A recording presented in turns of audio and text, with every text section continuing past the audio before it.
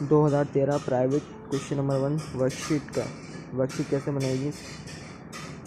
ये trial balance दिया हुआ है, ये दिया हुआ है एडजस्टेड ट्रायल बैलेंस, वरना हमें ट्रायल बैलेंस नीचे दिया हुआ होता है तो हम एडजस्टमेंट बनाते हैं। इसके अंदर हमें एडजस्टेड ट्रायल बैलेंस दिया हुआ है बनाया तो हम एडजस्टमेंट बनाएंगे। पहले ये सारे अकाउंट्स लिखेंगे, ये लिख दिए।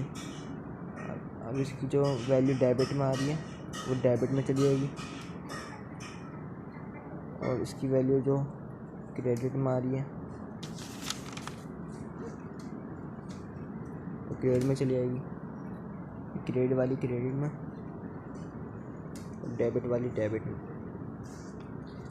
एडजस्टेड ट्रायल बैलेंस दिया हुआ है ये रहा।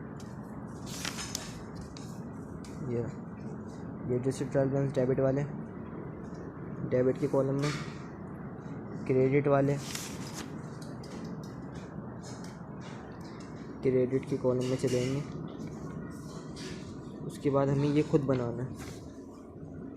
अब ये डेबिट में है, इसके अब आगे पीछे कुछ आएगा तो डायरेक्ट डेबिट में चले जाएगा। ये डेबिट में, इस आगे कॉलम में कुछ नहीं आ रहा है, डायरेक्ट डेबिट में चली जाएगी। ये रकम 600 है और ये हमें 10 ईयर में 550 दी हुई। इधर 50 रुपये का डिफरेंस है, 50 रुपये क्रेडिट में डालेंगे खुद।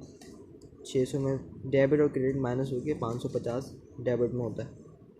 720 रुपये डेबिट में लिखे हैं 500 रुपये इधर लिखे, तो 220 का डिफरेंस था। तो क्रेडिट में 220 रुपये डाल दिए, डेबिट और क्रेडिट माइनस होता है, 500 रुपये आ गए। 16,000 ये डायरेक्ट आ जाएगा। ये रकम भी डायरेक्ट आ जाएगी। 195 इधर दिया हुआ था और 390 इधर दिया हुआ था, प्लस हुई हुई थी रकम। तो 195 में इतने पैसे डाले कि 390 हो। 195 में 195 डाले 390 हो गए। क्रेडिट प्लस होता है क्रेडिट में, ये डायरेक्ट आ जाएगी।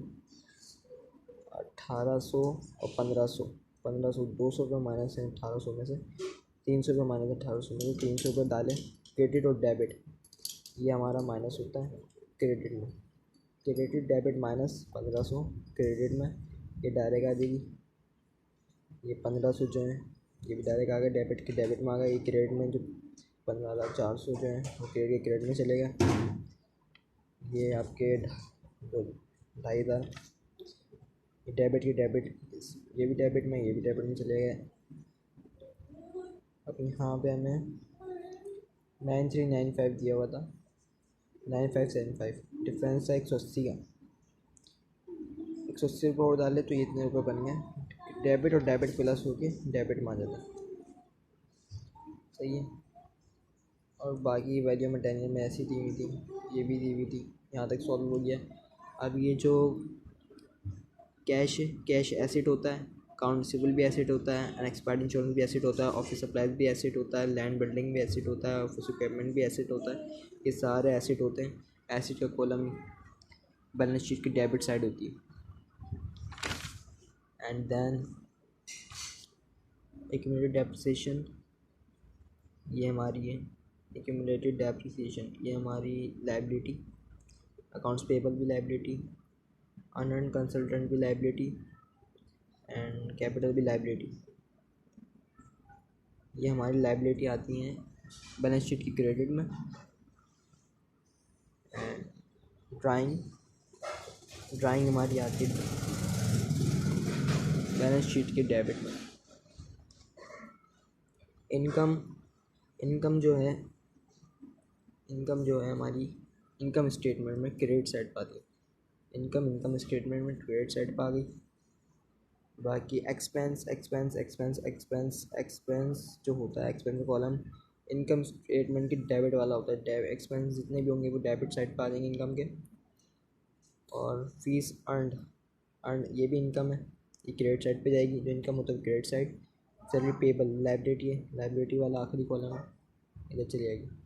टोटल करेंगे, इसका भी टोटल, इसका भी टोटल, इसका भी टोटल, इन दो का टोटल इक्वल आएगा और इन दो का भी इक्वल आएगा। इसका टोटल किया इतना आया, इसका इतना आया, इसका इतना। इसमें से इसको माइनस करेंगे ये आएगा, इसमें से इसको माइनस करेंगे ये आएगा। ये दोनों डिफरेंस इक्वल आने चाहिए, आंसर सही होगा। फिर इसमें इसको प्लस करेंगे, आंसर आ गया। ऐसे लिख देंगे, इसमें इसको प्लस करेंगे, आंसर आ जाएगा और सॉल्व हो जाएगा।